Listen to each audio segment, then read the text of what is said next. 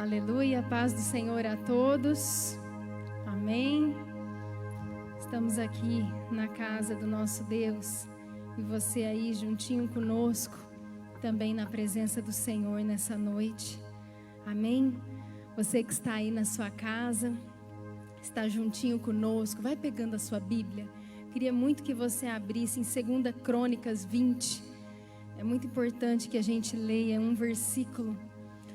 Um versículo tão conhecido, que tem sido tão usado esses dias, depois que o nosso presidente declarou e determinou um jejum nacional, do qual nós estamos fazendo parte hoje, o dia todo. Eu sei que você orou, que você também fez jejum, que você colocou a nossa nação diante do Senhor. E não só a nossa nação, mas toda a humanidade, com tudo que está acontecendo, mas em especial a nossa nação, também a vida do nosso presidente e tudo que está por vir, amém? Eu quero ler lá em 2 Crônicas 20, versículo 3, diz assim: Então Josafá teve medo e se pôs a buscar ao Senhor e apregoou jejum em todo o Judá. Judá se congregou para pedir socorro ao Senhor. Também de todas as cidades de Judá veio gente para buscar ao Senhor. Queridos, esse é o momento que nós estamos vivendo. E eu queria muito falar desse versículo um minutinho antes de nós começarmos a louvar a Deus, para que você possa ir, mesmo da sua casa, louvar a Deus com toda a intensidade do seu coração e sabendo discernir exatamente a força que tem a sua adoração. Amém? Ontem eu fiquei lendo e relendo muitas vezes esse texto de 2 Crônicas 20, esse capítulo. E eu aconselho você a ler na sua casa. E um pouquinho mais adiante, o rei Josafá, ele começa então a orar e ele diz assim, você não precisa acompanhar, eu vou falar só alguns pedacinhos porque é grande. Se algum mal nos sobrevier, espada por castigo, peste ou fome, nós nos apresentaremos diante desta casa e diante de ti, pois o teu nome está nesta casa. E clamaremos a ti na nossa angústia, e tu nos ouvirás e livrarás. Em todo tempo nós cremos na palavra do Senhor. E aqueles que assistiram o culto quinta-feira, eu comentei que os grandes homens e mulheres de Deus, eles já viveram tudo que está escrito aqui na palavra do Senhor, mas que agora é a nossa vez. Agora nós estamos em campo e nós temos que dar uma resposta para o Senhor. E dentro desse contexto, quando eu estava lendo ontem, tem a passagem um pouquinho mais adiante, em que Deus toma um levita e Deus começa a entregar ao rei Josafá e a todos daquela congregação a vitória por meio do Senhor.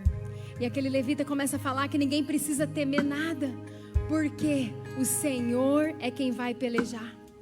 E aí um pouquinho mais à frente, o rei Josafá determina que todos os levitas, que eles estejam indo à frente, louvando e adorando a Deus, indo para aquela batalha que aos olhos humanos era tão difícil, era invencível aos olhos humanos. E você conhece a história. Os levitas vão à frente, eles vão louvando, adorando a Deus, e o exército inimigo, uns matam os outros e nem precisa de haver luta com o povo de Deus. Então nessa noite, eu queria que você fosse colocando a sua vida diante do Senhor, que você colocasse a sua adoração diante do Senhor, mesmo estando aí na telinha, mesmo não estando conosco fisicamente, mas nós aqui estamos orando, estamos nesse espírito de adorar o Senhor com toda a intensidade do nosso coração. Que você possa estar no mesmo espírito aí conosco, em nome de Jesus. Amém?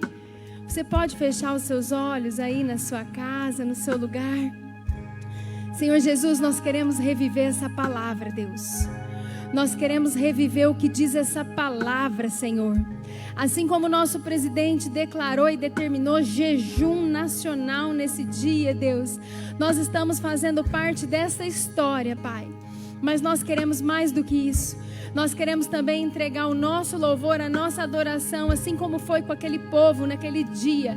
Aqueles levitas estavam lá adorando o Senhor e nós, como noiva, como igreja, nós queremos te adorar e declarar que o Senhor é bem-vindo neste lugar, o Senhor é bem-vindo nessas casas, o Senhor é bem-vindo, Senhor. Nós te amamos, nós te adoramos e nós queremos declarar, Senhor, que a casa é sua, Pai. A casa é sua, Senhor, a nossa vida é sua, Jesus, a nossa família é sua, Jesus. Aleluia, em nome de Jesus. Amém.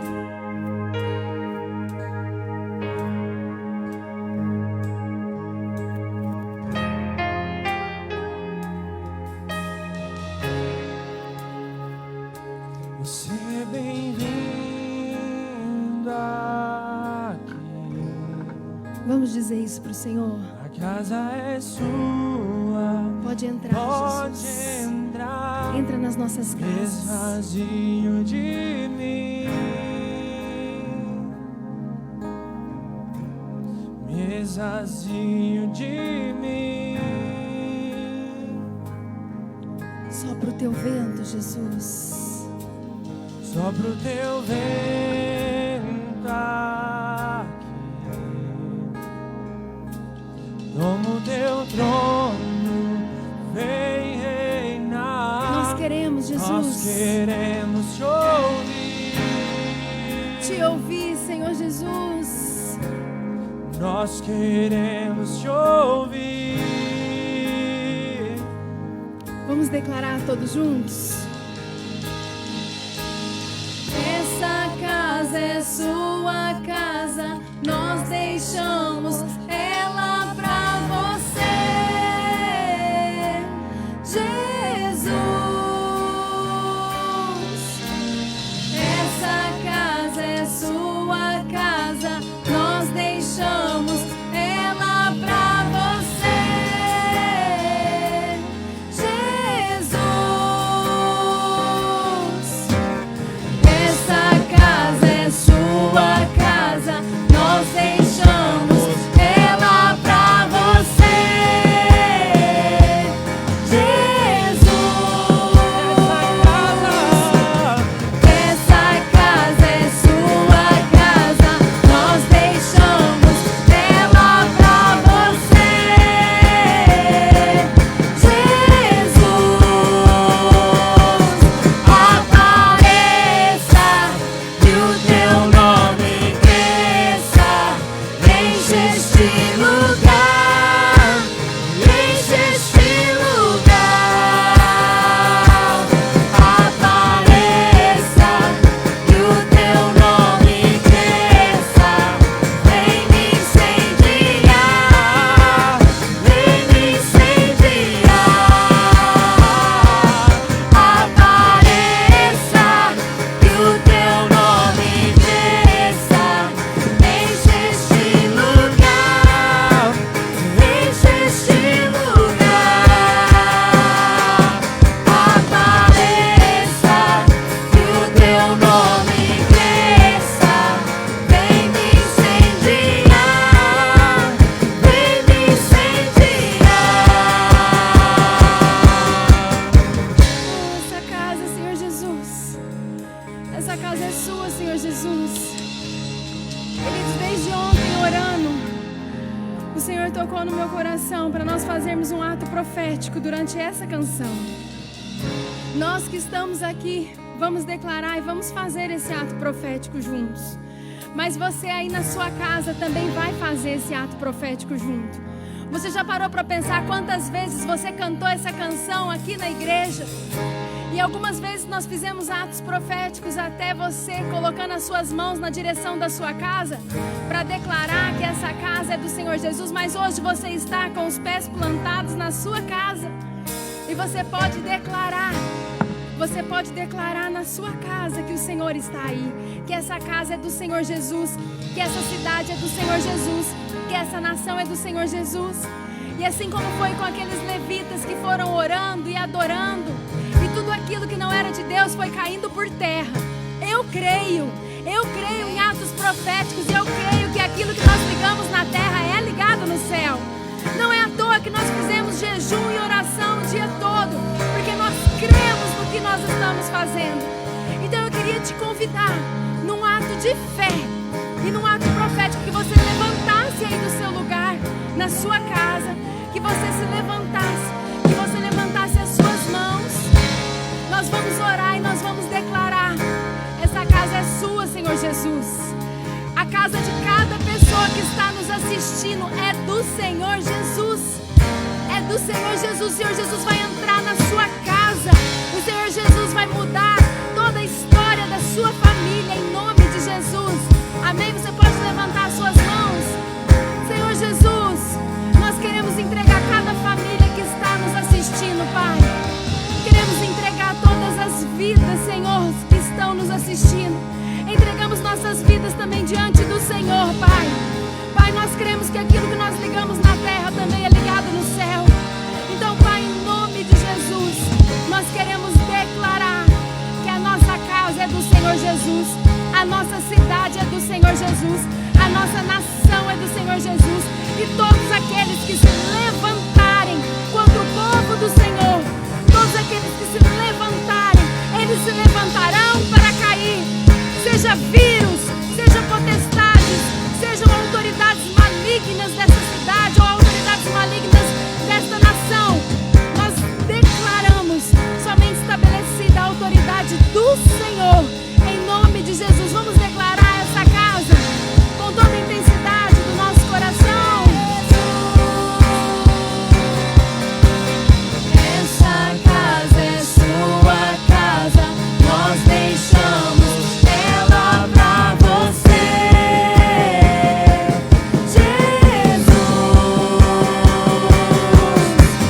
Essa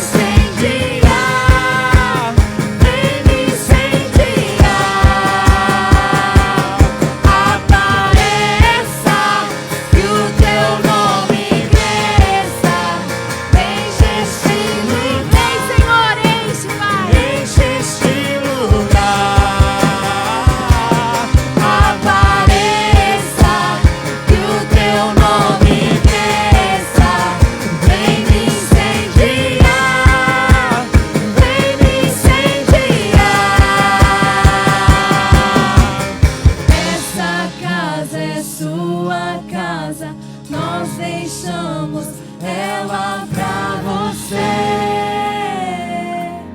Jesus.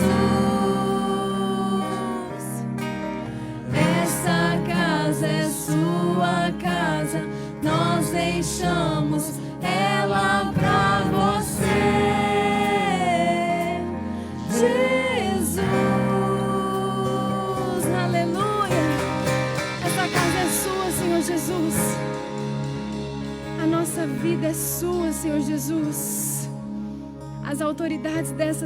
São suas, Senhor Jesus. O Senhor tem estabelecido, Senhor, um governo do Senhor, Pai, sobre a nossa cidade, sobre o nosso estado, sobre a nossa nação brasileira. Pai, nós cremos em tantas palavras que já foram declaradas. E nós queremos, Pai, nós queremos, assim como foi com o povo naquela época de Josafá, Senhor, daqui a pouco olhar para trás e saber que nós fizemos parte da história. E que nós, Pai, vencemos todos os inimigos do Senhor.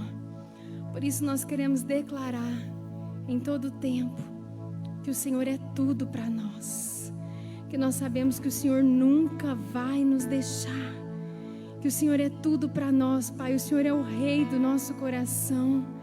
O Senhor, Pai, é refúgio, o Senhor é fortaleza. O Senhor, Pai, é o caminho que nós queremos percorrer. O Senhor é bom, o Senhor tem nos dado força, o Senhor tem reanimado o seu povo, o Senhor tem dado estratégias para o seu povo estar louvando, adorando, levando a palavra do Senhor. O Senhor é bom em toda e qualquer situação. Nós te amamos, Jesus.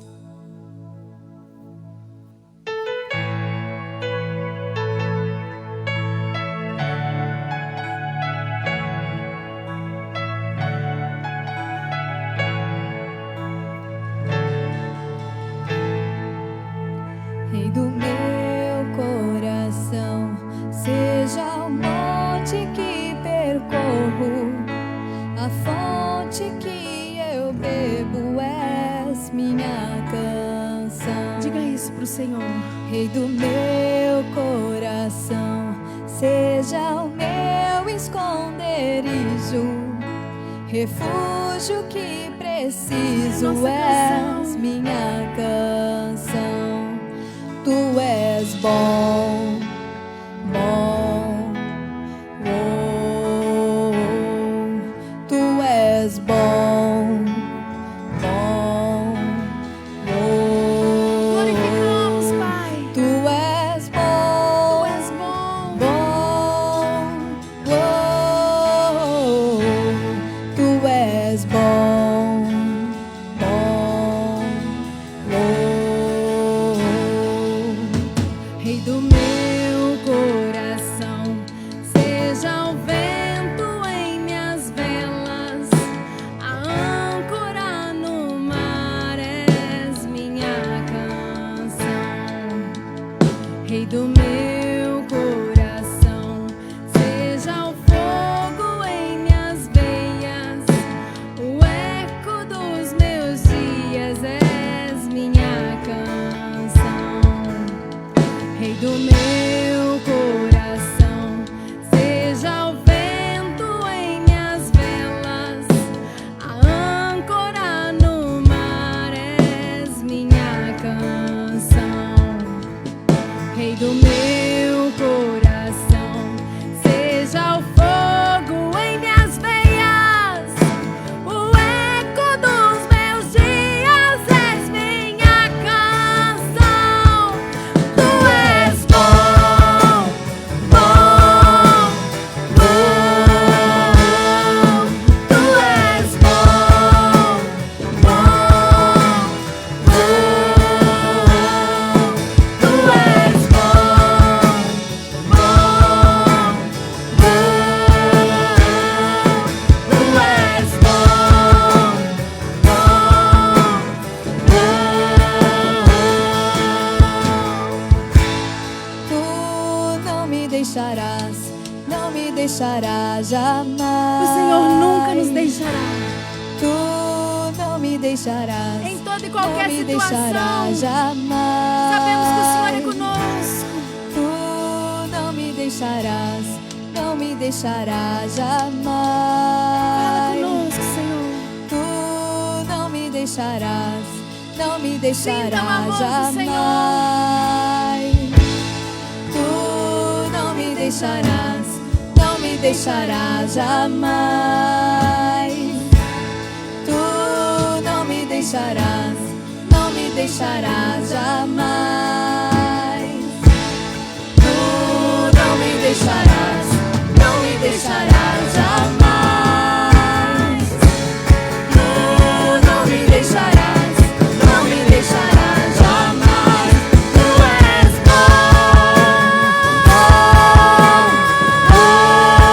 bom. Tu és bom, bom, bom. Tu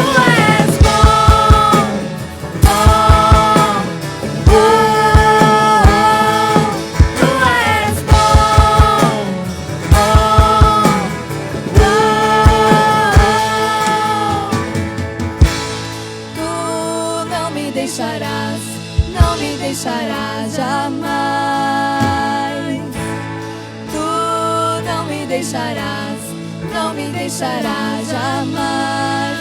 Não, tu não me deixarás, não me deixarás jamais. Tu não me deixarás, não me deixarás jamais. Tu és bom, bom, bom.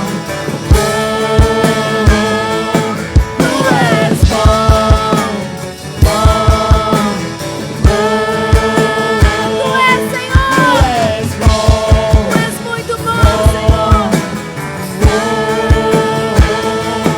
Tu és bom, bom, bom.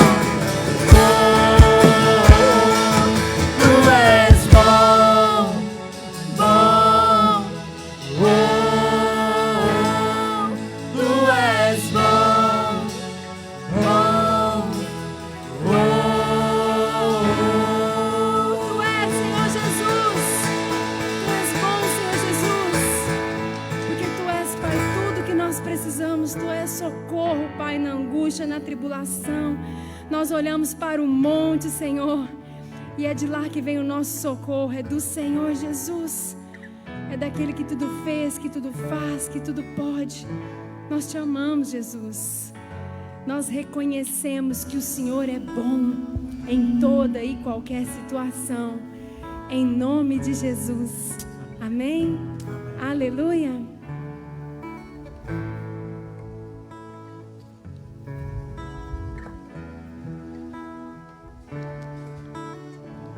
Aleluia.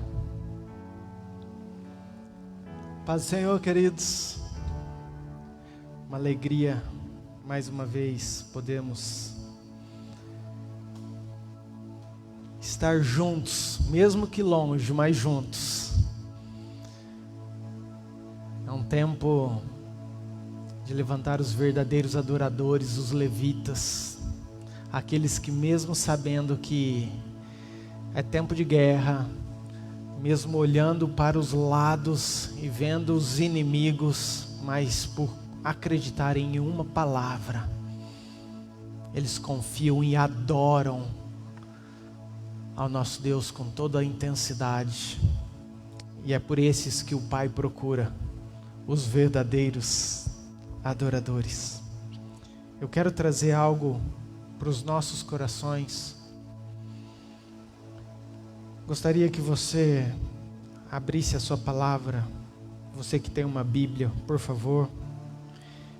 Já mencionamos isso, a importância de você ter a sua Bíblia na sua casa. É o manual, é aquilo que te dá direcionamento, que te norteia nesse tempo.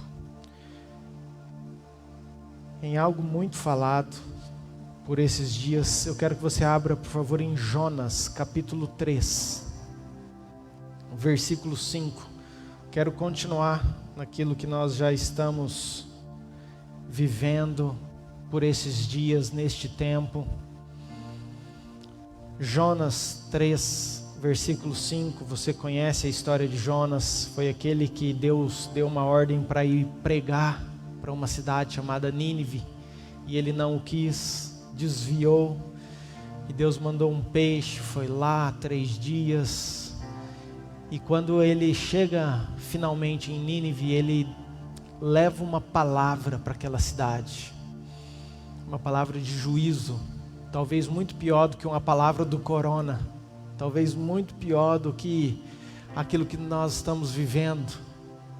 E o texto diz o seguinte: os ninivitas creram em Deus e proclamaram um jejum, assim como nós temos vivido esses dias, e vestiram de panos de saco, desde o maior até o menor, que hoje para nós significa um coração arrependido, sinal de arrependimento. Chegou esta notícia ao rei de Nínive, ao nosso presidente, e ele levantou-se do seu trono, tirou de si as vestes reais, cobriu-se de pano de saco, assentou-se sobre cinza, e fez-se proclamar e divulgar em Nínive, por mandado do rei e seus grandes: nem homens, nem animais, nem bois, nem ovelhas provem coisa alguma, nem os levem ao pasto, nem bebam água, mas sejam cobertos de pano de saco, tanto os homens como os animais, e clamarão fortemente a Deus, e se converterão cada um do seu mau caminho e da violência que há nas suas mãos. Versículo 9: quem sabe se voltará a Deus e se arrependerá, e se apartará o furor da sua ira, de sorte que não pereçamos. O versículo 10 diz assim: viu Deus o que fizeram, vírgula, como se converteram do seu mau caminho, e Deus se arrependeu do mal que tinha dito que lhes faria, e não o fez. Quero que você abaixe sua cabeça, quero fazer uma oração. Pai, nós entregamos mais uma vez esse tempo, esse privilégio de podermos aprender da sua palavra, de sermos ministrados pela sua palavra, uma palavra que, além de nos libertar, ela traz promessas, traz esperança, traz confiança, traz direcionamento, traz alinhamento, e é isso que nós queremos como nação brasileira. O seu direcionamento, o seu alinhamento sobre nós. Fala conosco nessa noite, Pai. Fala conosco, Pai, em nome de Jesus. Amém. Queridos, nós temos vivido um tempo de oração, de clamor, de jejum. Nós, nesse tempo, ouvimos a história do rei Josafá, exatamente diante de uma dificuldade, diante de um problema, ele dá uma ordem, ele busca Deus como autoridade, promove um jejum, e Deus traz o livramento através de algo poderoso, milagroso, sobrenatural. Isso se repete em Nínive, uma cidade de 120 mil habitantes, e Deus, pelo entendimento e por aquilo que aquela cidade viveu diante do problema, a resposta que eles deram diante da situação, foi o responsável para Deus mudar de ideia, para Deus sarar aquela terra. Queridos, e eu tenho visto que todo mundo, não é o Brasil, todo mundo tem sido chacoalhado nesse tempo, tem sido balançado. Isso não é novidade, tudo mudou, a tua vida mudou, a política mudou, a economia, a estabilidade social, tudo mudou, querido. Deus, com o estalar de dedos, Ele promoveu uma mudança mundial. E eu tenho que acreditar que tem um propósito para isso, que Deus quer nos ensinar alguma coisa com isso. E o que me chama a atenção nesse texto é que diz que viu Deus o que eles fizeram e como se converteram do seu mau caminho. 2 Crônicas 7, versículo 14, é o que mais se tem falado nesses dias, que é: se o meu povo, ou seja, eu e você, que chamamos Deus pelo seu nome, e começa a se humilhar, orar e me buscar. Isso nós estamos fazendo. Nós temos pedido perdão, é um tempo de arrependimento, nós temos orado, nós temos buscado, mas continua: e se converter dos seus maus caminhos. Então esse tempo eu quero trazer isso, essa reflexão para nós. Deus, o que eu preciso converter dos meus maus caminhos? O que o Senhor quer produzir em mim? Qual é a conversão? O que eu estou fazendo como brasileiro que eu preciso deixar de fazer para ter o teu direcionamento? Porque orando nós estamos, jejuando nós estamos, clamando nós estamos, nos arrependendo nós estamos.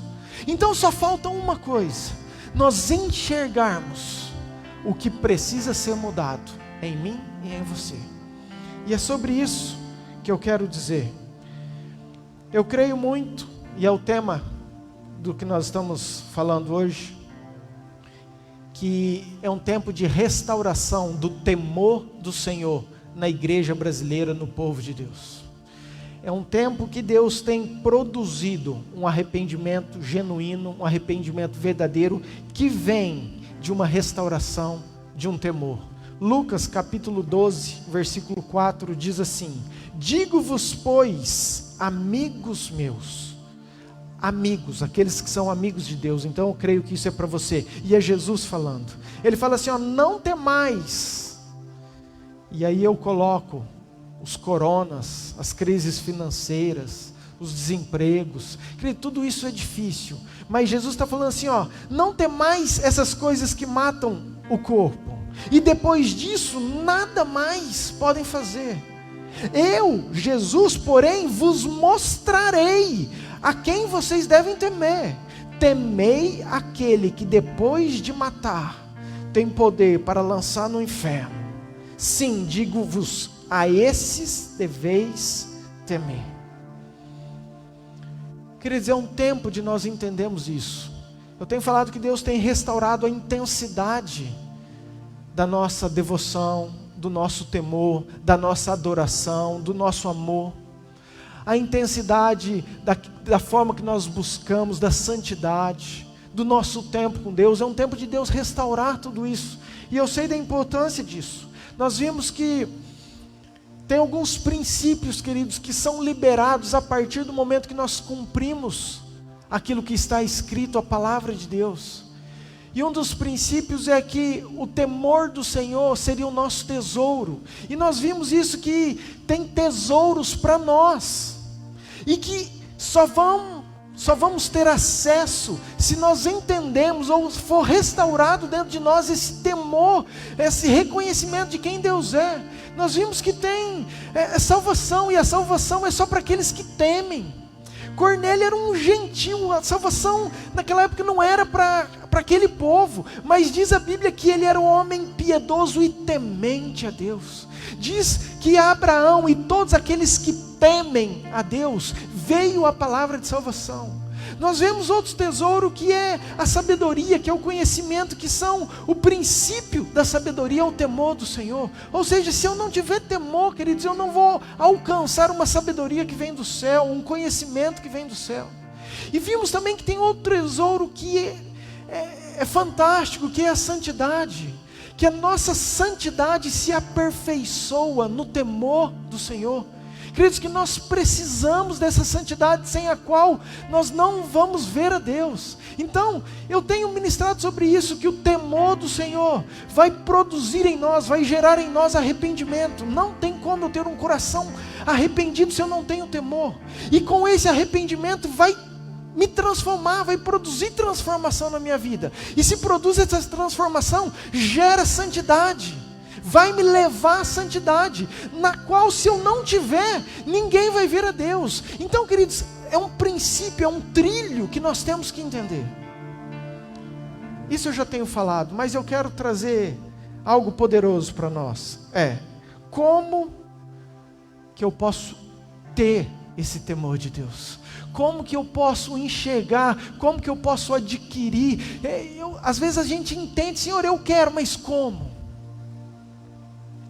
E eu quero dizer algo que mudou a minha vida, e eu quero que mude a sua, em nome de Jesus. O nosso temor de Deus é proporcional à revelação que nós temos da sua grandeza, ou da grandeza de Deus. Eu vou repetir para você, se você puder anotar, ou se você quiser repetir, mas para você guardar isso.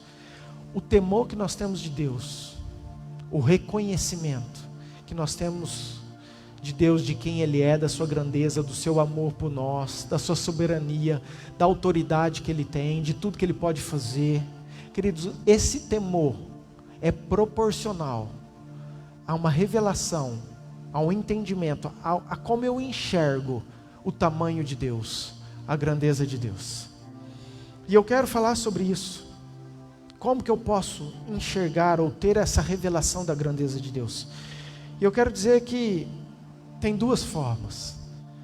A primeira é dentro do nosso coração, no nosso espírito, através do Espírito Santo. 2 Coríntios 4, versículo 6. Querido, eu queria muito que você acompanhasse comigo até o final, porque eu preciso te embasar algumas coisas importantes para você entender biblicamente onde eu quero chegar. Mas nós temos um lugar para a gente chegar. e é um lugar poderoso em Deus. Então, por favor, fique firme aí, me dê sua atenção.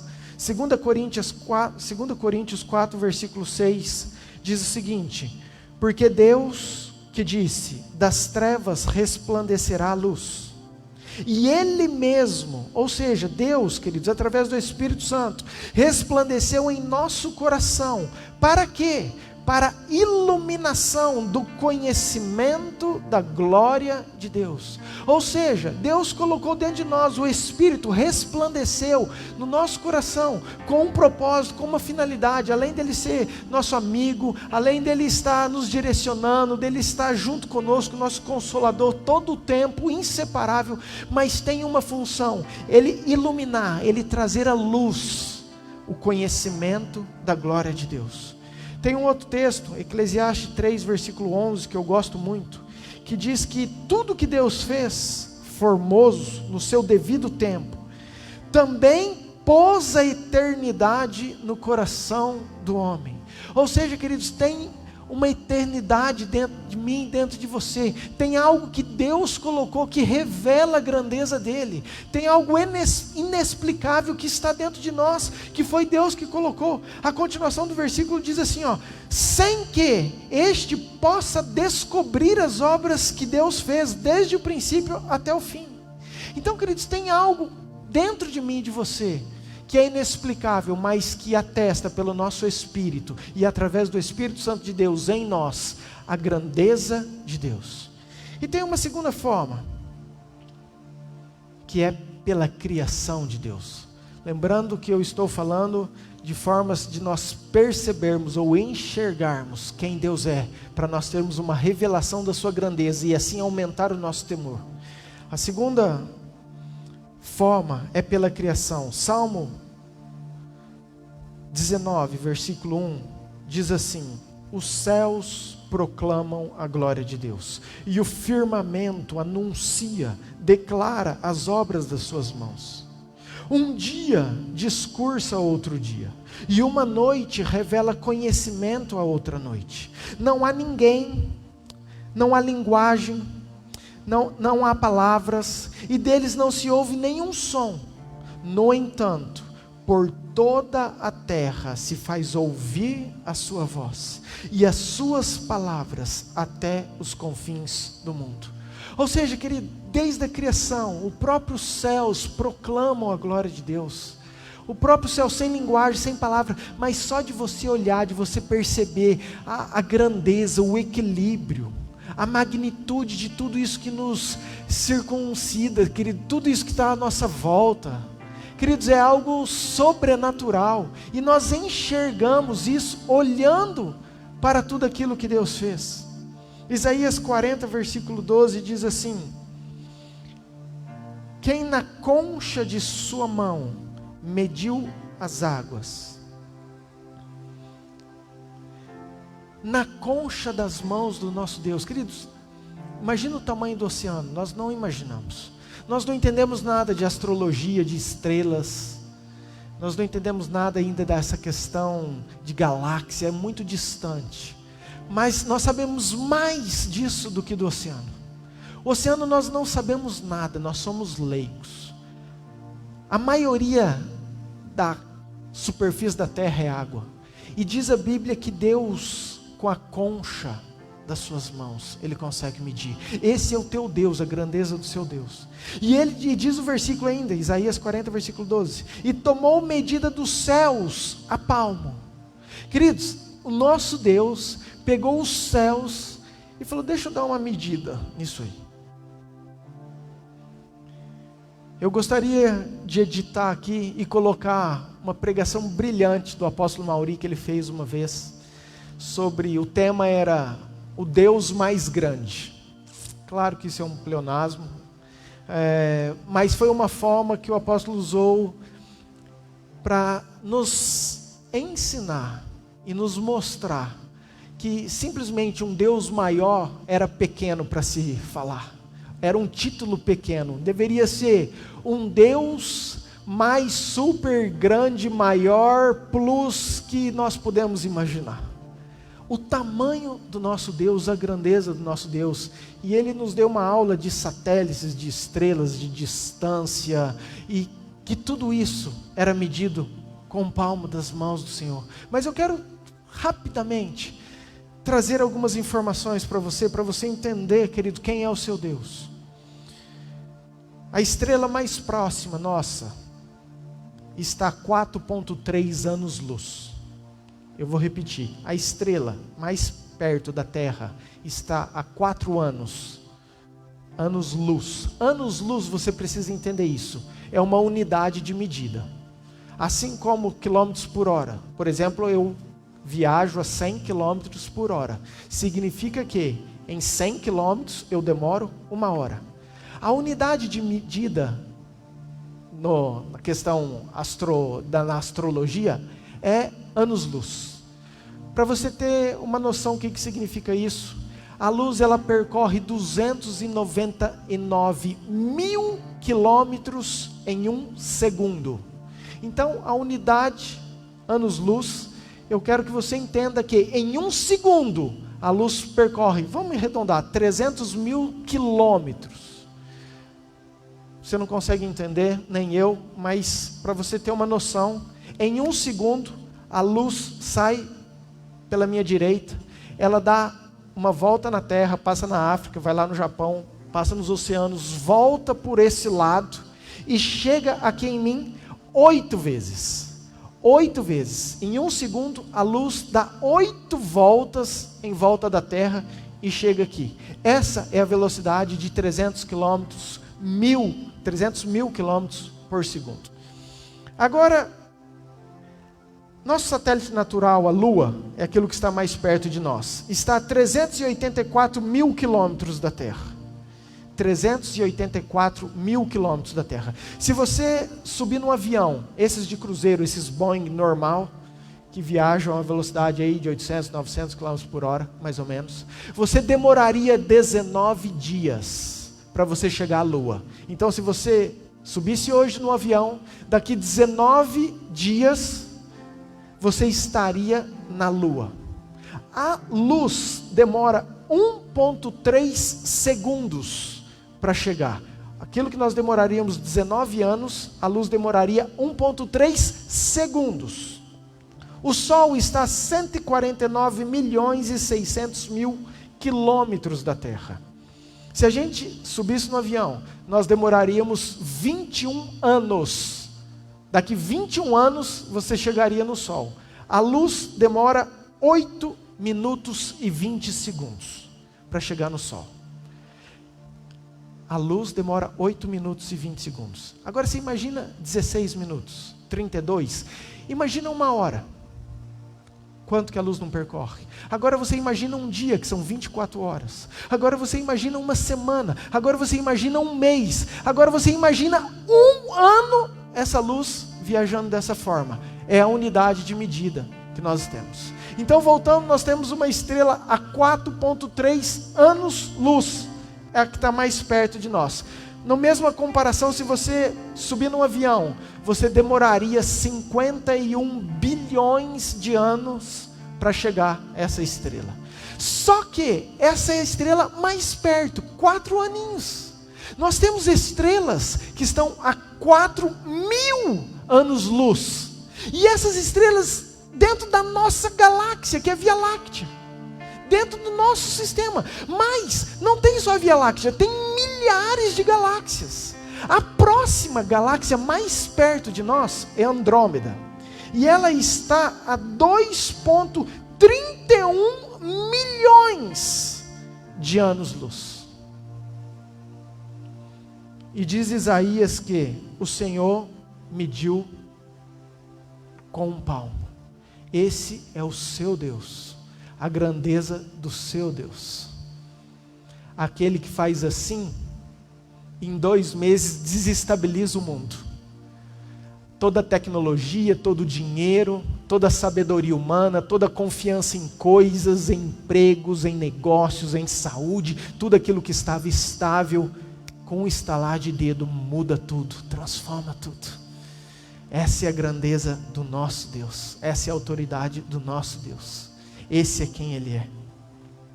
E tem mais, Salmo 147, versículo 4, diz o seguinte, que Ele não só mede com o palmo, mas diz que Ele conta o número das estrelas, chamando-as todas pelo seu nome. Queridos, além de ter milhões de estrelas na nossa galáxia, tem mais uma infinidade de galáxias, e Deus chama cada uma pelo seu nome. Por isso que Deus fala que não cai uma folha sem que Ele permita ou sem que Ele saiba. Não tem um fio de cabelo seu que caia que Ele não saiba. Por isso que antes de você nascer, os teus dias já estavam escritos. Ele já te amava quando você ainda nem existia. Por quê? Porque você não entende a grandeza do teu Deus, mas esse é quem Ele é.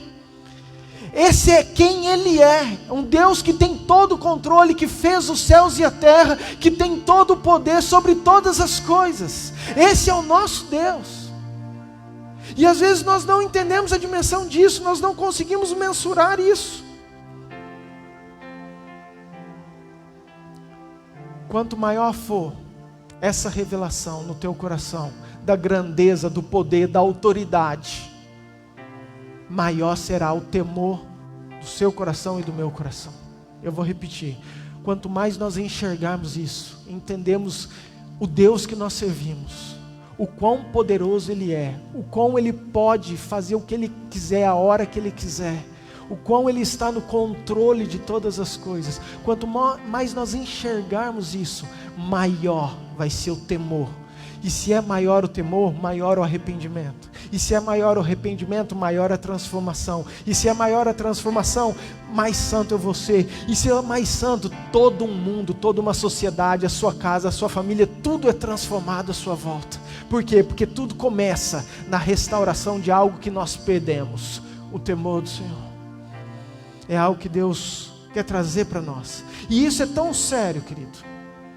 Presta atenção, isso é tão sério, que a maior estratégia de Satanás, do inimigo de Deus, é diminuir o temor que nós temos ao nosso Deus.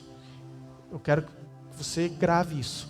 Uma estratégia maligna é diminuir quem Deus é aos nossos olhos. E eu quero te provar isso biblicamente. Eu quero que você, se você está anotando ou com a sua Bíblia, acompanhe comigo.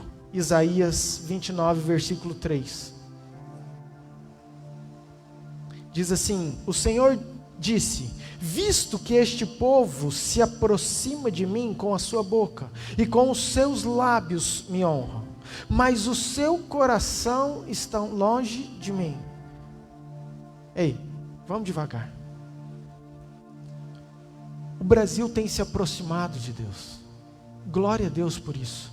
Querido, visto que esse povo se aproxima, com a sua boca tem declarado, tem clamado, sabe, com os seus lábios tem honrado, tem falado: Deus, tem misericórdia, Deus, eu te amo. Queridos, e glória a Deus por isso. Mas o texto continua assim, ó, mas o seu coração está longe de mim, vírgula, e o seu temor consiste, temor para comigo, para com Deus, consiste só em mandamentos de homens, que maquinalmente aprendeu. Ou seja, queridos, a forma como eu enxergo a grandeza de Deus, a forma como eu deveria temer, eu não temo, mas eu temo a forma como eu enxergo, como que eu aprendi pelo ensinamento de pessoas, de homens. Em outras palavras, o que Isaías está falando é que nós tornamos Deus menor do que Ele é aos nossos próprios olhos. O que Isaías fala assim, ó, que o povo está buscando, tem orado, mas o coração está longe. Sabe por quê? Porque a forma como eles temem, como eles enxergam, como eles veem Deus, não é como realmente Deus é, mas é como aquilo que nós aprendemos diante do meio que nós vivemos.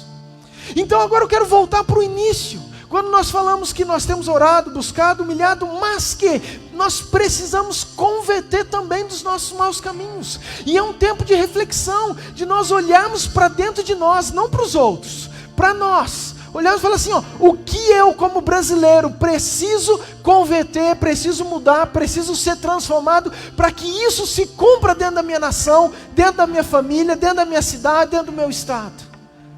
É isso que Deus, querido, de alguma forma quer despertar em nós. A raiz do pecado é nós diminuirmos essa grandeza de Deus, esse temor de Deus. Eu quero te mostrar que isso aconteceu com Lúcifer, Satanás. Vamos lembrar que ele era um querubim ungido de Deus. Que ele era... Entenda algo. Às vezes, nós achamos que o diabo luta contra Deus. Queridos, o diabo, Lúcifer, ou o nome que você quer chamar, ele foi criado por Deus, ele é criatura de Deus, ele não está aqui, Deus está lá e ele é insignificante lá embaixo, não se compara, sabe, às vezes nós vemos como se fossem dois gigantes lutando. Não, nós temos um gigante poderoso, que está acima de todas as coisas, e nós estamos, alguém que tem poder sim, mas queridos, que não se comparam com a criação, ou com o Criador, ou com quem Deus é. Então esse ser era um querubim ungido, criado por Deus. Em Isaías 14, versículo 14, diz o seguinte: eu subirei acima das mais altas nuvens, e serei semelhante ao Altíssimo. Sabe o que aconteceu no coração de Lúcifer? Ele diminuiu a grandeza de Deus. Aos olhos de Lúcifer, ele achou que poderia ser semelhante a Deus, e jamais isso seria possível, jamais isso seria possível. Mas quando ele diminuiu aos olhos dele a grandeza de Deus, isso motivou a pecar, a desviar, a encher o seu coração de orgulho. E eu quero te dizer, querido, que é a mesma estratégia que ele usa até hoje. Ele usou na raça humana, ele usou em Adão e Eva. Gênesis capítulo 3, versículo 5, diz assim, porque Deus sabe. Era Satanás tentando convencer Eva e Adão, ok? E Satanás fala o seguinte: porque Deus sabe que no dia em que dele comerdes, se vos abrirão os olhos, como Deus sereis conhecedores do bem e do mal. Queridos, jamais Adão e Eva poderiam ser como Deus, mas a forma como que Lúcifer apresentou para eles foi, aos olhos de Adão e Eva, diminuindo a grandeza de Deus e permitindo que o temor deles abaixassem, diminuíssem. Então isso motivaria eles a cometer aquilo que eles cometeram. E até hoje é assim que nós vivemos. Paulo no Novo Testamento ele fala a mesma coisa. Romanos capítulo 1, versículo 20. Primeiro ele fala da grandeza de Deus, queridos. Lembra que nós falamos que a grandeza de Deus ela é vista pela criação? Romanos 1, versículo 20 diz assim, porque os atributos invisíveis de Deus, assim o seu eterno poder, como também a sua própria divindade, claramente, querido, não é de forma escondida, camuflada, não, claramente se reconhece desde o princípio do mundo, sendo percebidos por meio das coisas que foram criadas. Ou seja, Paulo está falando assim, gente, a grandeza de Deus, quem Ele é, desde o princípio claramente está aí, nas coisas que foram criadas. E ele diz o seguinte: tais homens são por isso indesculpáveis. Ou seja, nós não vamos poder chegar diante de Deus um dia e falar assim, eu não sabia que o Senhor era grande. Não, está exposto para quem quiser ver. Ele continua: porquanto, tendo conhecimento de Deus, ou seja, do tamanho de Deus, quem Deus é, não glorificaram como Deus, nem lhe deram graças, antes se tornaram nulos em seus próprios raciocínios, obscurecendo-lhes o coração insensato. Versículo 23, mudaram a glória de um Deus incorruptível, ou seja, pegaram aquela grandeza daquele Deus maravilhoso, grandioso, aquele Deus esplêndido, e o que eles fizeram? Eles tornaram em semelhança a imagem de homem corruptível, bem como de aves, quadrúpedes, répteis. Ou seja, nós pegamos a eternidade que está dentro do nosso coração, que Deus colocou, com o propósito de adorar aquele que é supremo, aquele que é eterno, aquele que tem todo o poder. Nós diminuímos isso aos nossos olhos, transformamos essa glória de um Deus incorruptível na imagem de homens. Então hoje você vê, queridos, pessoas adorando homens, adorando santos, adorando dinheiro, adorando pastores, adorando papa, adorando, queridos, quantas coisas. Por quê? Porque tem algo dentro de nós, que é a eternidade, que nós não conseguimos entender, que nos leva a adorar alguma coisa, e nós perdemos o temor de Deus, nós acabamos, naquilo que nós enxergamos, adorando coisas que desagradam profundamente a Deus.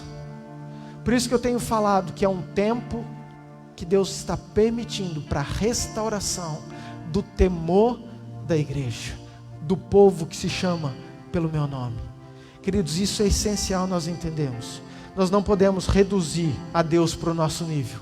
Nós não podemos abaixar, servir a Deus na imagem que nós fazemos dele. Eu acho que Deus é bonzinho, eu acho que Deus é isso, então isso pode. Não, queridos. Deus é poderoso, Deus está no mais alto lugar, tem todo o poder, e nós precisamos reverenciar aquele que é grande, que é poderoso e que tem o controle de todas as coisas. Eu quero trazer alguns exemplos quando eu estava estudando isso, para você entender o que eu estou querendo te dizer de uma maneira clara. Nós tivemos o carnaval esse ano, e toda vez que eu vejo aquelas imagens, meu coração treme, para ver o ponto que nós chegamos. Queridos, não é mais camuflado, não é mais subliminar. Nós, como filhos, como povo, queridos, eu falo nós, eu estou falando o mundo, todos, porque Deus amou, não amou mais eu e você, Deus amou a todos.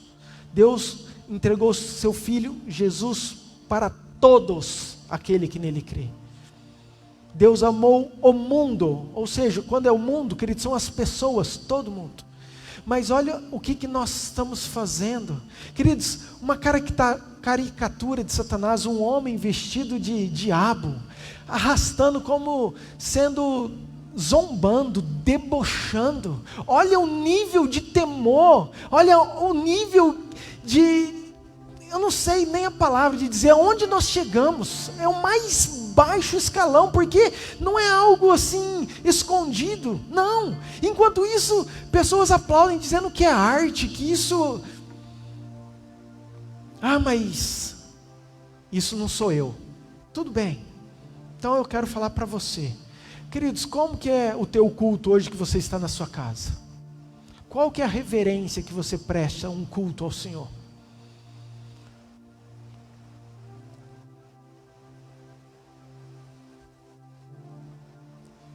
Às vezes nós estamos querendo oferecer algo para Deus. Querida, a Bíblia fala que nós temos que ter decência e ordem, que nós temos que ter zelo, que nós temos que ter respeito, que nós temos que ter reverência. Eu já vou abrir um parênteses sobre isso. Mas qual que é o respeito? Você acredita realmente que Deus está em todo lugar? E se Deus está em todo lugar, Ele está aí a hora que você está prestando um culto, sentado no sofá assistindo. A tua televisão está ligada? Você pega o celular para ver? Queridos, dentro da igreja, quando nós estamos reunidos, o pastor acaba de pregar, apaga as luzes, querido, 30% da igreja levanta para tomar água, para fazer xixi, como se nada tivesse acontecendo, como se Deus não estivesse ali. E aí eu volto para o Velho Testamento, quando eles tinham temor, porque senão eles eram consumidos. A presença de Deus era tão forte no Santo dos Santos, que se eles não tivessem um zelo, um temor, se eles não tivessem um entendimento de quem Deus é, a vida deles estava em jogo, matava muito mais do que o corona. Então o sacerdote precisava se preparar o mês inteiro. Queridos, eu acredito que quando ia chegando a data do sacrifício dele estar lá, eu tenho comigo que ele tremia, que eu acho que ele não dormia, eu acho que dava dor de barriga, porque ele sabia que ele ia ter um encontro com aquele que é o Todo-Poderoso. Então ele ficava um mês estudando, escutando Torá, se santificando, ele não tinha que ter uma alimentação correta, ele tinha que ter uma vida diferente, só para se preparar para um encontro.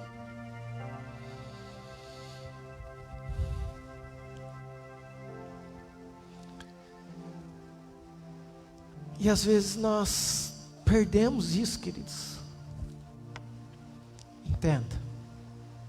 Mas nós estamos no Novo Testamento, o pastor Jesus já veio. Agora nós temos um Deus que é Abba, que é Pai, queridos, glória a Deus, isso é verdade. Isso é verdade. Mudou tudo. Hoje nós temos um Deus amoroso, um Deus que é Pai, um Deus que é amor. Um Deus que zela, um Deus que cuida, um Deus que tem promessas para você, um Deus que quer ter intimidade, que quer ter relacionamento, que quer ter quarto, que quer estar ali com você no banheiro, você nu e Ele está ali. Querido, isso não é desrespeito, isso é intimidade, Deus quer estar nesse lugar, mas esse mesmo Deus que quer isso, Ele continua sendo um Deus zeloso, um Deus que é fogo consumidor, um Deus que segura o cetro, um Deus que vai julgar todas as coisas, um Deus que tem todo o poder, um Deus que está vivo. Então nós não podemos confundir, tem um momento sim, por isso que a Bíblia fala, entra no teu quarto, vai lá, é um momento de intimidade, mas o Deus que está no teu quarto, tem hora que você precisa entender, que agora Ele está numa posição de reverência, de culto, e eu tenho que ter um mínimo de decência, de ordem, de respeito, porque eu estou prestando um culto àquele que está acima de todas as coisas, um Deus poderoso, um Deus grande, um Deus que consegue medir tudo, a astrologia, os céus com um palmo. Esse é quem tu és. Nós não podemos diminuir a grandeza de Deus, queridos. Eu já quero, concluindo, que nós precisamos chegar com isso num lugar, quando isso é restaurado, entenda isso, e isso para mim é o que abala a minha estrutura. Quando nós entendemos isso, essa grandeza, temos essa revelação, quando isso entra, queima dentro do nosso coração, nós atraímos a presença de Deus para nós, para nossa casa, para nossa nação. Quando o povo se arrependeu, quando o povo orou, quando o povo se converteu dos maus caminhos, Deus falou assim, ó, para tudo, aquilo que eu iria fazer eu não vou fazer mais, porque eles entenderam. Josafá, quando buscou, quando clamou, quando promoveu o jejum, falou, para, vocês nem precisam lutar, deixa comigo, deixa isso para mim. Sabe, querido, Deus quer liberar isso sobre o Brasil. Gente, vocês nem precisam lutar, deixa isso para mim. Vocês só precisam temer. Vocês só precisam converter, vocês como nação, dos seus maus caminhos. Me temer de verdade. Mudar aquilo que precisa ser mudado, ser transformado naquilo que precisa ser transformado. Deixe o resto comigo, que eu pelejo por vocês. Toda vez que nós tememos a Deus, escute, nós atraímos a presença dEle. Deus gosta, Deus é atraído por aqueles que o temem, por um ambiente de santidade. Salmo 89, versículo 7, diz assim, Deus é sobremodo tremendo na Assembleia dos Santos. Querido, a Assembleia dos Santos era um encontro, era a reunião da igreja, dos santificados. E diz o seguinte, na Assembleia dos Santos, e temível sobre todos os que o rodeiam. Você nunca vai encontrar Deus, querido, num lugar que Ele não é temido, num lugar que Ele não é respeitado, num lugar que Ele é rejeitado. Queridos, claro que Deus é onipotente, onipresente. Eu estou falando de uma forma diferente, estou falando de uma glória manifesta, de uma presença de Deus. E eu já quero falar sobre isso. Escute, nós temos que querer essa presença que vai transformar. Queridos, essa presença que é o nosso alvo. É por isso que nós temos que entrar no nosso quarto, por isso que nós temos que nos aproximar de Deus com o intuito de ter a presença de Deus. E às vezes nós não entendemos isso. E uma forma de ter a presença é essa onipresença de Deus. Deus está em todo lugar, com todo mundo. Salmo 139 fala que você pode subir lá em cima, você pode descer lá embaixo, no mais alto abismo, nas profundezas do mar. O Senhor vai estar lá, não tem como você esconder. Antes de você nascer, depois que você morrer, Ele era, Ele é, Ele continua sendo, Ele está em todo lugar. Ele ouve a minha, ouve a oração do japonês lá no mesmo tempo. Essa é a onipresença de Deus. Mas tem a presença manifesta de Deus.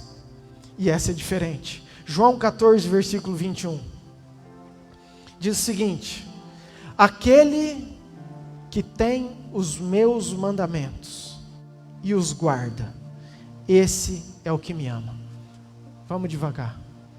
Queridos, quem tem, está falando, Jesus está falando o seguinte: aqueles, não são todos. Então tem um grupo de pessoas que tem os mandamentos, a Bíblia.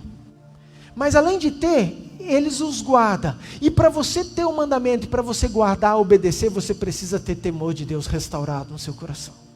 E esses que temem, que obedecem, que os guarda, esse é quem realmente ama. E aquele que me ama será amado por meu Pai.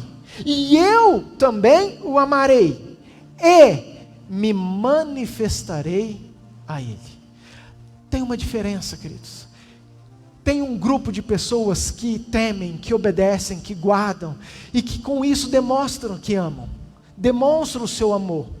E por eles demonstrarem seu amor, Jesus fala assim: então eu também vou amar. Então esse eu também amo. E mais do que isso, eu me manifesto a vocês. Queridos, eu não sei se você entende isso, mas meu coração enche de alegria, porque às vezes a gente fica: Deus, cadê o Senhor? Ei, eu tenho uma promessa. Você tem uma promessa, que se você guardar, Ele vai manifestar você. Então você não é: eu não escuto, querido. Você pode escutar sim. Mas eu não sinto. Você pode sentir sim.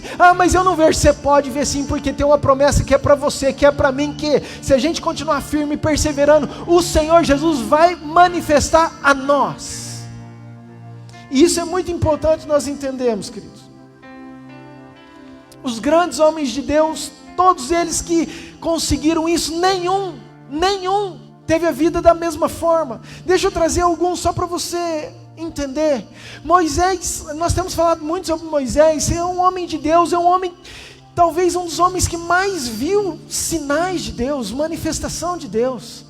Ele viu as 10 pragas, ele viu o mar se abrindo, a provisão nos 40 anos, era milagre todo dia, querido, era nuvem, era o sol de noite andando, era as codornizes, era o maná, era água saindo da rocha, queridos, era tremendo.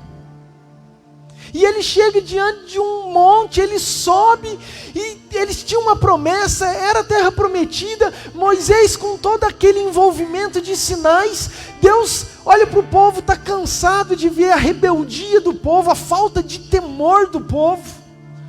Por isso que lá em Êxodo 20, versículo 20, Moisés fala assim para o povo: vocês não precisam temer, o que está acontecendo aqui é para quê? Deus está provando se o temor dele está em vocês, com o propósito de que vocês não pequem.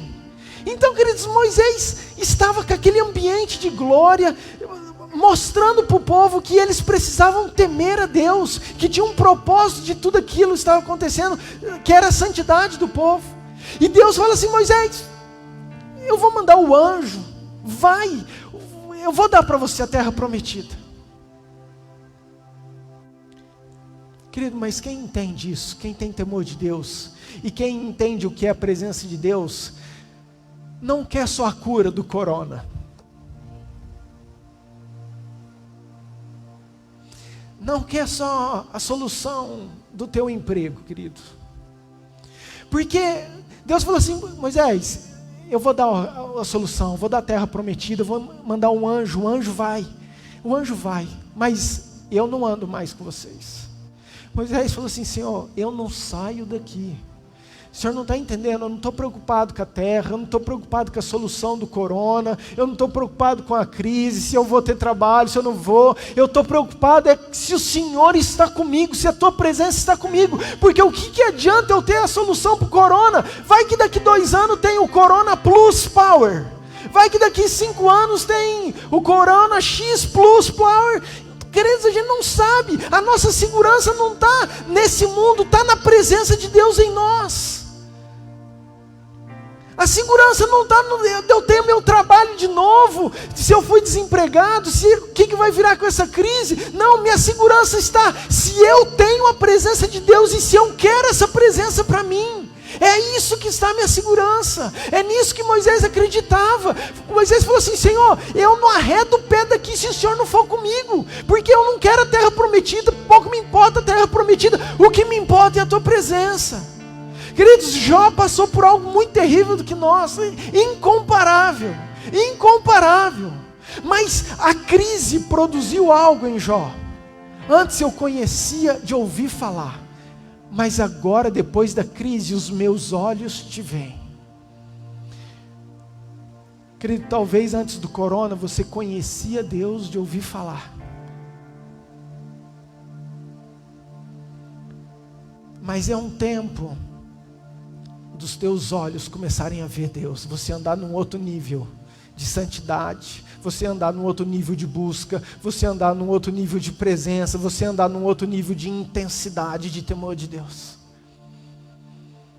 Nós precisamos, querido, pegar toda essa crise, toda essa transformação que Deus quer produzir em nós. Nós temos que aprender, nós temos que ser inteligentes. Por algum motivo Deus está permitindo isso. E se nós já estamos orando, jejuando, clamando, falta algo, nós vemos em nós o que precisa ser transformado e converter dos seus maus caminhos, então eu sararei a sua terra. Então é tempo de nós enxergarmos isso. Queridos, Isaías era um homem de Deus, era um profeta de Deus, era um homem levantado, cheio do poder de Deus, e ele anunciava para o povo palavras poderosas. Ai de você que é bêbado, ai de você que é corrupto, ai de você que compra coisas de forma ilícita. E queridos, você começa a ver o livro de Isaías colocando, queridos, anunciando os erros das pessoas. Mas aí chega Isaías capítulo 6, diz assim, ó: na morte do rei Uzias, eu tive uma visão, eu vi o Senhor assentado num alto sublime trono, e as abas de suas vestes enchiam todo o templo. Tinha um serafim, que eles voavam com duas asas cobriam o rosto, duas asas cobriam o pé, e eles clamavam, cantavam, dizendo: santo, santo, santo é o Senhor, e toda essa glória estava cheia na terra do Senhor. Queridos, isso foi a visão que Isaías teve. Então a hora que Isaías tem uma visão da grandeza de Deus, quando ele entende quem Deus é, quando ele enxerga, o discurso dele muda, o jeito dele muda, a percepção dele muda, a forma dele enxergar a grandeza de Deus muda. Aí ele olha para dentro dele e ele fala assim: ai de mim. Agora ele não fala ai de você, agora ele muda o discurso, ele fala: ai de mim porque eu sou pecador, ai de mim porque eu sou pecador. Querido, sabe o que eu creio? Que é um tempo das igrejas pararem de ficar olhando para outra igreja, para o outro irmão, para o outro pastor, e é para nós olharmos agora para dentro de nós. Ai de mim, não sei da família, não, ai da minha família, eu como sacerdote, ai da minha vida, quem sou eu? Queridos, a grandeza de Deus que vai revelar quem sou eu. Quanto mais eu enxergar quem Deus é, a sua grandeza, mais exposto eu vou estar. Foi isso que Isaías entendeu. Isaías olhou para aquilo lá e falou assim: Senhor, eu vou morrer, porque eu sou um homem de lábios impuros, e moro e habito num povo de impuros lábios. É um tempo de nós enxergarmos. Eu já quero concluir. O apóstolo João,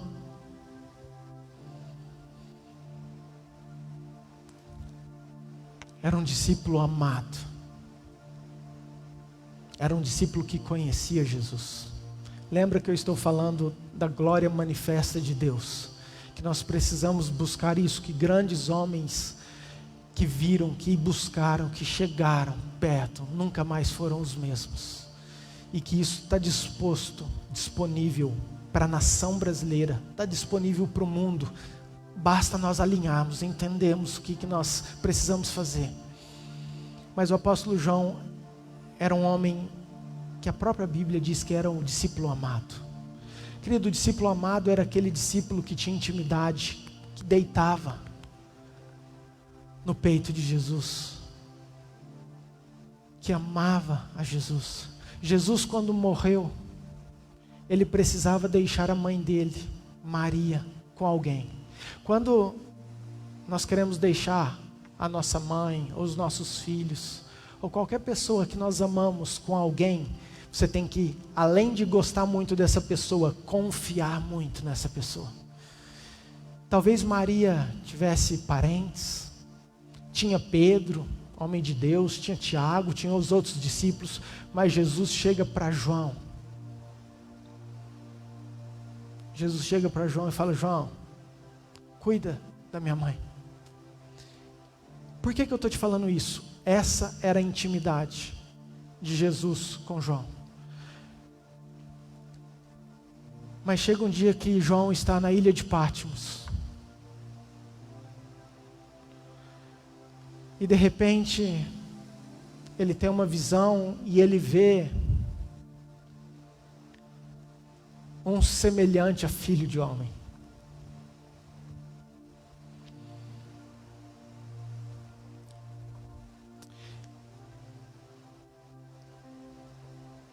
E ele começa a descrevê-lo, e ele fala que seus cabelos eram brancos.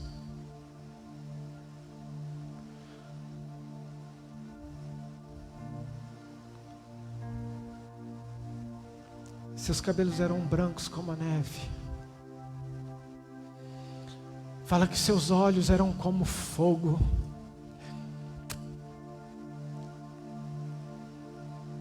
Que os seus pés eram como bronze.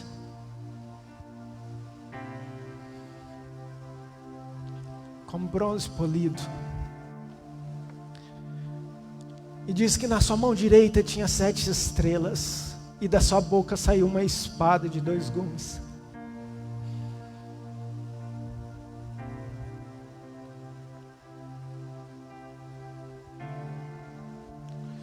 Diz que o seu rosto brilhava como o sol, na forma mais intensa. E João, mesmo conhecendo, tendo aquela intimidade, ele não suportou. Ele caiu, ele se prostrou como morto. Queridos, porque é isso que gera em nós. Quando você tem o temor de Deus e quando você tem a presença de Deus, não tem outro sentimento a não ser você se prostrar, se reverenciar, reconhecer a sua pequenez e a grandeza dele. E a hora que João estava prostrado, Jesus veio, pegou na mão dele, falou assim: não temas. João, não temas. Queridos, quando nós entendemos a grandeza de Deus, não importa o mundo, não importa o que está rodeando, não importa os coronas, não importa as crises, nós temos uma palavra, Jesus pegando na minha e na sua mão e falando assim: não temas. Eu sou o princípio, o fim, o alfa, o ômega. Eu estive morto, mas hoje eu vivo.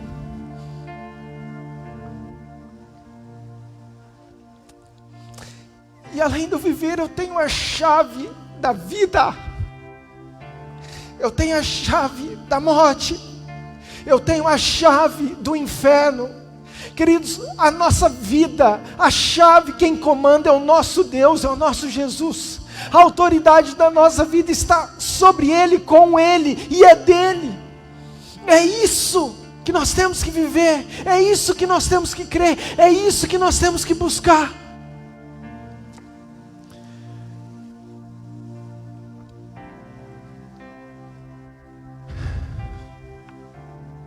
Essa semana eu estava no devocional.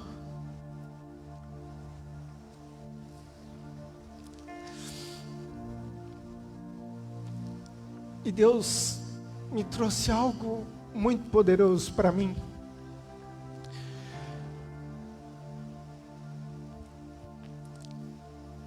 E a palavra que Deus me trazia era: é tempo dos Josués. E eu já fui na história de Josué, o que Josué fez, e comecei a... E não era nada disso. incrível, não era nada disso. E aquilo que Deus começou a ministrar comigo foi algo totalmente diferente. Escute, porque isso é poderoso para mim e eu creio que vai ser para você. Quando o povo de Israel estava acampado, a nuvem parava, todo o povo de Israel parava, porque eles só andavam debaixo de um direcionamento de Deus. A nuvem caminhava, então era hora de caminhar. A nuvem parava, então era hora de parar. Queridos, mas na hora que parava, o povo de Israel ficava acampado ali. Mas diz a Bíblia que Moisés, escute, Moisés, ele tinha uma tenda separada. Ele tinha um lugar separado. E Moisés, ele deixava aquele povo e ia até a tenda.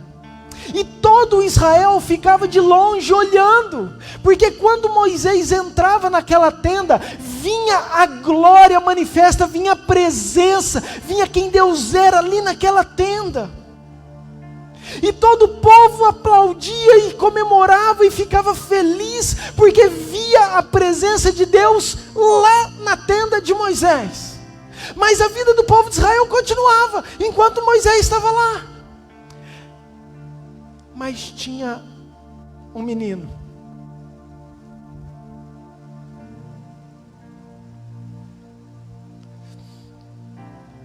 chamado Josué, que deixava aquele povo, e ele ia lá e ficava do ladinho da tenda, no cantinho da tenda. Sabe, queridos, às vezes eu imagino Moisés abrindo e falando: menino, volta para lá, vai para lá, porque isso não é com você, isso é para mim, sou eu e Deus, isso é um negócio meu e Deus. E eu vejo aquele menino falando: eu sei que não é para mim, eu sei que não é para mim, mas deixa eu ficar aqui no cantinho, porque vai sobrar uma migalhinha, vai sobrar eu quero isso aí, vai sobrar algo. Querido, Josué não sabia quem ele seria, Josué não sabia o que Deus iria fazer com ele, mas o temor, a fome, a vontade da presença de Deus já era manifesta num menino que ficava escondidinho ali, mesmo não sendo para ele estar, mas querendo beber, ver se sobrava um pouquinho daquela glória de Deus que estava sobre a vida de Moisés. Mas certa vez Jesus estava sentado à mesa com os discípulos, e veio uma mulher cananeia, e essa mulher chega e fala assim: Senhor, eu estou com um problema, minha filha está com corona, vai morrer, não tem respirador para ela. Na verdade o texto fala que a filha estava endemoniada, mas essa mulher chega diante de Jesus, e Jesus dá uma palavra muito dura para ela. Porque diz a Bíblia que essa mulher era uma mulher cananeia. Em Deuteronômio 7 fala que Deus abominava os cananeus porque eles eram muito idólatras.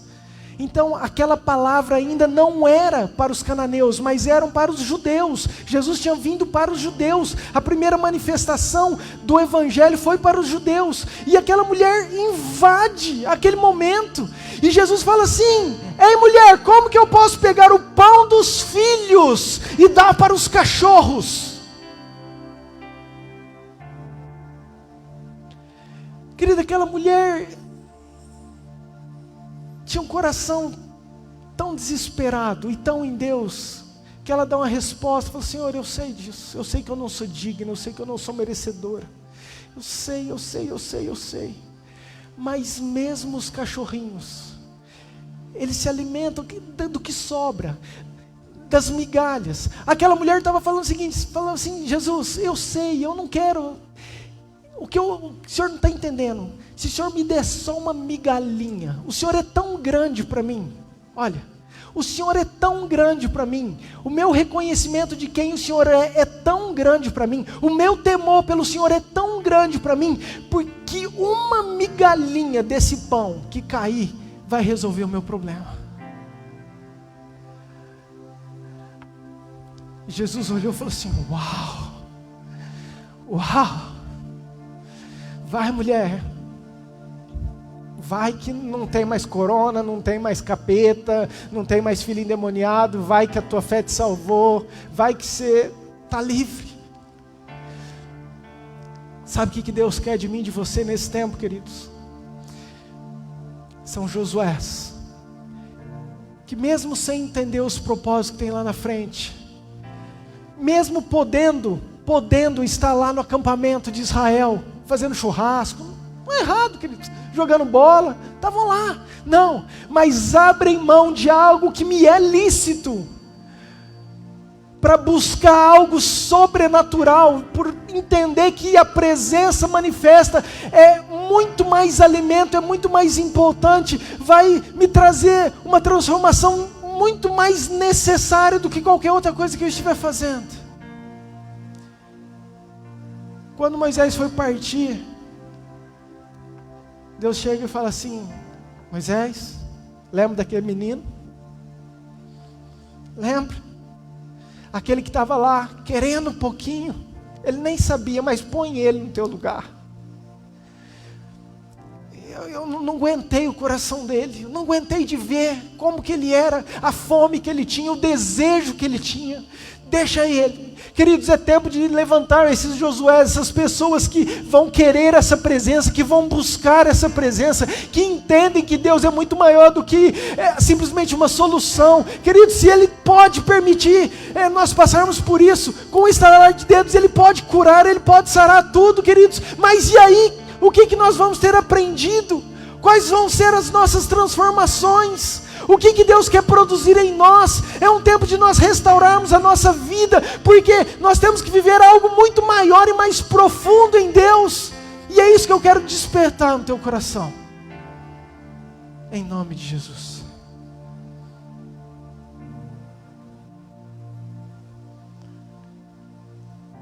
Quero concluir para nós orarmos.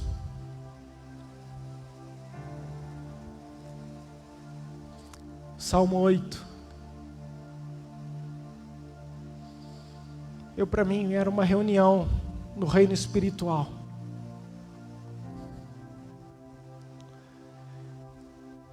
Isso é coisa minha, tá, queridos? Estavam lá anjos e demônios.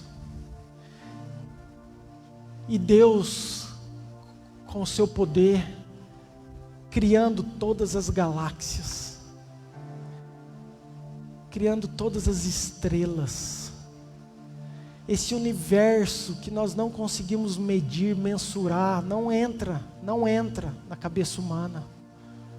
E no meio desse bilhões e bilhões de estrelas, tem um planeta chamado Terra. E dentro desse planeta chamado Terra, tem pessoas pecadoras, pessoas que escolhem fazer isso no carnaval, pessoas que escolhem zombar dele, pessoas que escolhem não valorizar aquilo que ele fez na cruz, continuando com as suas vidas de pecado, de transgressão, de corrupção, pessoas que escolhem viver por si mesmas, egoístas, que faltam amor, que não ajudam, pessoas que não reconhecem quem Deus é. E no meio dessa reunião os anjos falam: Senhor, dá uma olhada no tamanho disso. Quem é o homem para que dele o Senhor lembre? Quem é o homem diante dessa criação para que dele o Senhor se importe?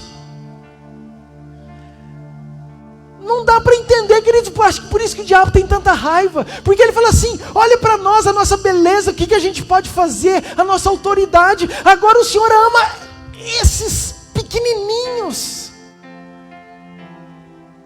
esses seres. Não dá para entender. Como que o Senhor pode enviar o teu filho nesse lugar para morrer para essas pessoas? Por que o Senhor ama tanto eles assim? Quem é o homem para que dele se importe? No entanto, Senhor, um pouco menor do que o Senhor fez eles, e de glória e de honra o Senhor os coroou. Queridos, é muito amor por você, é muito amor por você, para você não querer segui-lo, para você não querer amá-lo, para você querer acabar com a sua vida, para você estar desviado dos caminhos do Senhor, para você não ter aceitado Ele como teu único e Salvador. É muito amor pela sua vida, queridos. E é um tempo de Deus restaurar esse temor dentro dos nossos corações. É tempo de nós pararmos de olhar para o lado e começar a olhar para nós, o que nós podemos ser transformados, o que nós podemos fazer, e a partir de mim, a partir de você, toda essa nação, todo esse mundo ser, queridos, transformado pela glória de Deus. Não tem corona, não tem crise, não tem nada que pare um coração de um adorador, um coração que teme a Deus, um coração que geme pela presença manifesta, que almeja isso. Deus olha do céu e vem com a sua bênção, vem com a sua bênção sobre a sua vida, sobre a sua casa, sobre a sua família. É o meu desejo para todos nós, em nome de Jesus. Quero que você baixe sua cabeça. Pai, nós te amamos, Senhor. Reconhecemos quem Tu és e nos submetemos à Sua grandeza, à Sua majestade, sabendo que a chave, o poder, o controle da vida, da morte, do inferno está com o Senhor, e que as portas do inferno não podem prevalecer contra os teus santos, contra a tua noiva, contra a tua igreja. Pai, olha para a nossa nação, olha para cada clamor, para cada pedido de perdão, para cada pessoa que está voltando o seu coração para o Senhor, aceitando o Senhor como Salvador. Aqueles que estão desviados, que querem voltar para o Senhor, vai lá, resgata eles, Senhor. Perdoe as falhas, e que, Pai, essa revelação dessa grandeza do Senhor esteja em nós, esteja, Pai, na nossa nação. Em nome de Jesus, produz, Pai, esse temor em nós, para que nós possamos ter uma vida de arrependimento, uma vida de transformação, sermos realmente novas criaturas, vivemos em santidade e sermos transformados pelo Senhor, Pai. Em nome de Jesus, oramos pelo milagre sobre a nação brasileira, oramos, Pai, pelo milagre sobre a Tua igreja, que seja uma igreja fervorosa, viva, que seja uma igreja atuante, não uma igreja que fica preocupado, Pai, com os outros, com pessoas, uma igreja que seja um no Senhor, uma igreja que viva o Evangelho de uma forma profunda, intensa, Senhor. Em nome de Jesus, eu oro por cada vida, por cada família, por cada coração, e declaro, Pai, que a bênção do Senhor e o temor do Senhor esteja sobre cada um de nós, para a glória do Teu nome, em nome de Jesus. Amém. Deus te abençoe, querido. Que você tenha uma vida buscando essa presença. Que você seja um Josué, que mesmo sem entender nada, mesmo sem receber nada, quer estar ali. Quer estar ali. Que teu coração almeja isso. Que teu coração queira isso. Porque é o melhor lugar onde a gente possa estar, é na presença de Deus. Ótima semana, Deus abençoe você e sua casa, sua família, em nome de Jesus.